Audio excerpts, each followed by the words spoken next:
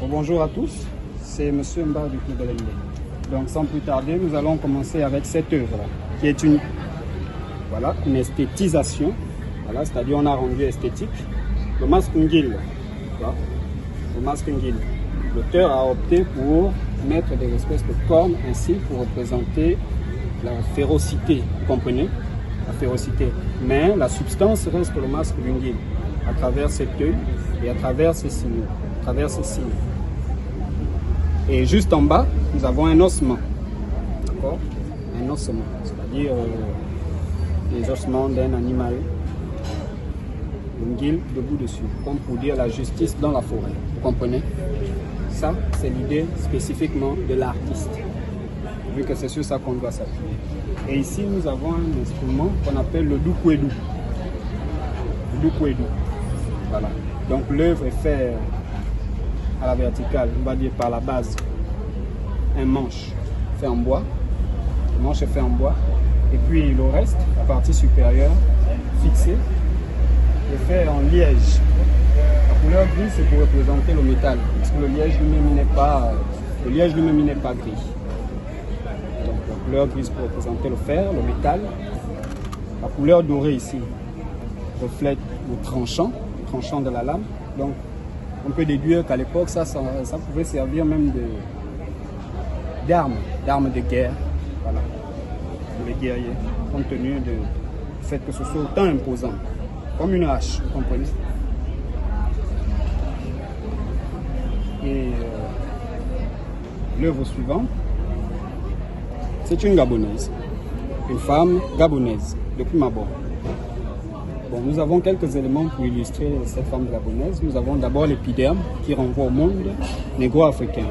Le monde de l'épiderme mélanoderme, s'il faut le dire ainsi. Les seins dévoilés, c'est comme ça que s'habillaient les femmes dans notre culture. Ça renvoie directement à la maternité. Le flacon qu'elle a en main, c'est son pouvoir. C'est le pouvoir qu'elle tient. On a notamment l'habitude de dire elle peut te mettre dans la bouteille ou bien quoi que ce soit. C'est juste métaphorique. Donc il a essayé de représenter cela par ce flacon.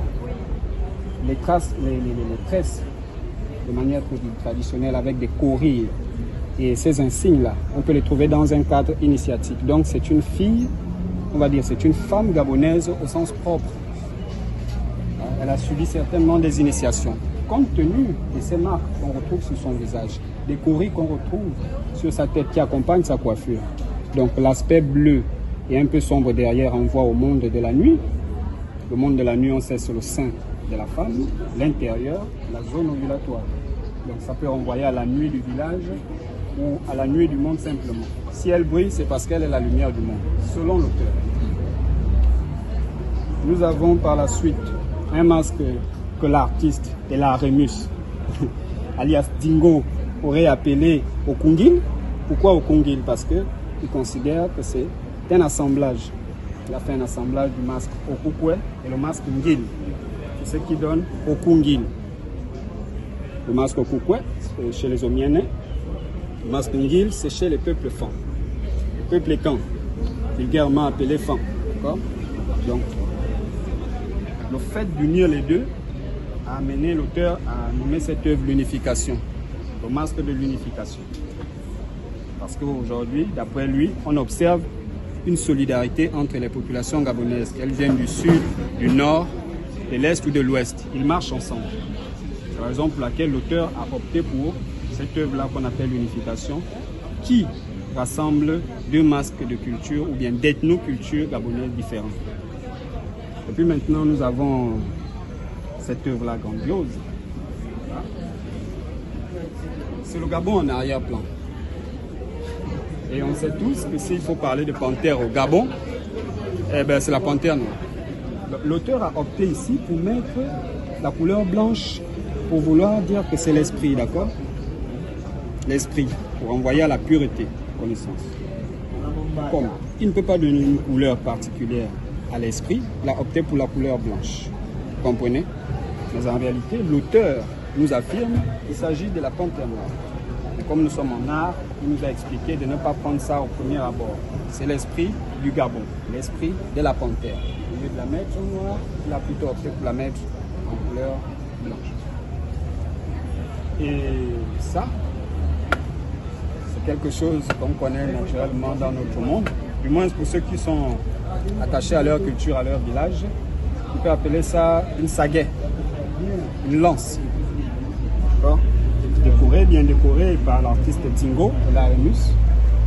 Donc, les matériaux sont un bois, un bâton, rien de plus banal et naturel.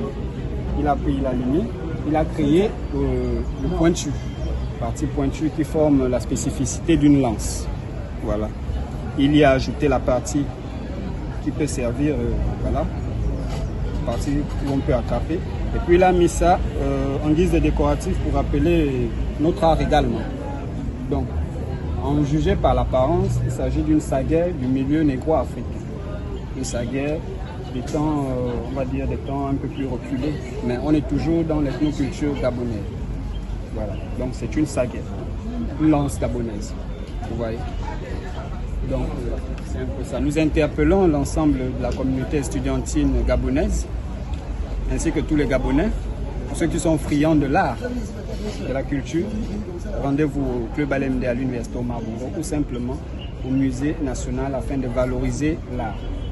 Dans l'intervalle du 19 au 24 au Musée national, il y a une journée porte ouverte, comme nous le disions tantôt, au Musée national. Donc, comme je le disais, ceux qui sont friands des œuvres d'art, de la créativité,